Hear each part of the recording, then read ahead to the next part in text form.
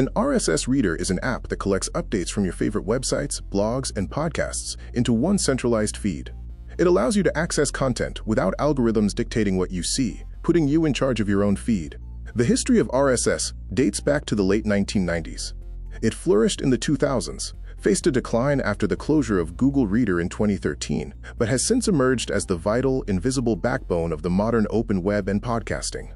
An RSS Reader relies on three main parts: the RSS feeds themselves, which are the raw data files, a parser engine that translates that code into readable text, and a user interface where you consume the content cleanly.